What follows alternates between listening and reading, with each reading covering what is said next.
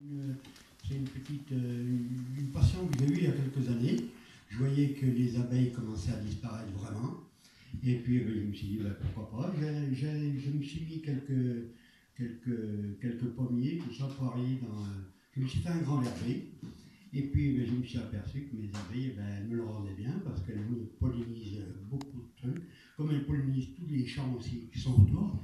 Parce qu'il ne faut pas oublier que les abeilles vont à plus de 3 km autour des ruches, donc tout ce qui est, tous les agriculteurs qui sont autour de chez moi peuvent dire merci à mes abeilles parce qu'elles pollinisent toutes leurs céréales, tout ça, colza et puis tout le reste. Voilà, et puis bon an, mal an, on arrive à faire un peu de miel. Des années c'est très bien, 2 années c'est un peu moins bien. Et puis on s'occupe un petit peu de nos ruches, et puis voilà, c'est super sympa. Alors donc on vend un petit peu de miel, parce que l'apiculture, faut pas croire, mais c'est pas un petit chien qu'on a, il faut quand même s'en occuper de nos petites abeilles, et puis ça coûte relativement cher, et puis ça fait un petit complément en plus pour la retraite, parce qu'il faut pas cracher dessus, et puis voilà. Mais tiens, si tu veux. J'ai quelques abeilles aussi, mais pas comme Dominique. Alors moi, je suis plutôt un jardinier passionné, c'est-à-dire que j'ai une passion pour la nature, et aussi, bien sûr, j'essaie d'être au maximum écologique dans ce que je fais, quoi. Mais alors, je pense que dans mon cas, bien sûr, j'ai pas d'obligation de résultat. Ce qu'on récolte, c'est bien. Si c'est pas bon, tant pis.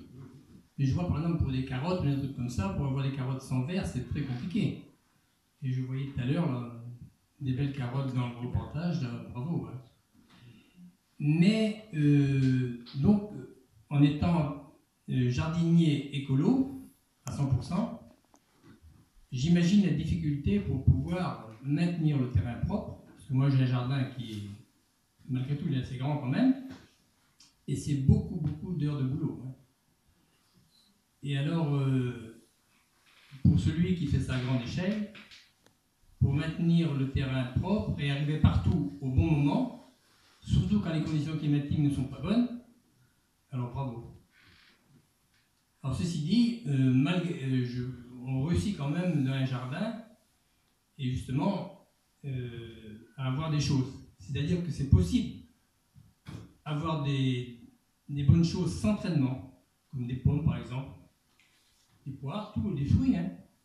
Même s'il y a la moitié ou presque la moitié qui est véreuse quand même.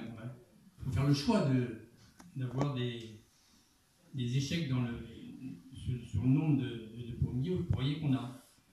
Mais alors, pour les légumes, je pense que dans les salades, les haricots, les betteraves rouges, les pommes de terre, il faut quand même un traitement contre le mildiou, c'est compliqué le mildiou. Hein. Il n'y a pas d'autre solution que la bouillie bordelaise. Et comment dire, les courgettes, tous ces trucs-là, ça vient bien sans traitement. Mais les choux, avec les petits verres gris, tout ça, là, et bien d'autres choses, les carottes notamment, les tomates, c'est plus compliqué. Mais alors, coup de chapeau à ceux qui parviennent et réussissent dans le bio, parce que c'est vraiment un investissement, et puis il faut être courageux.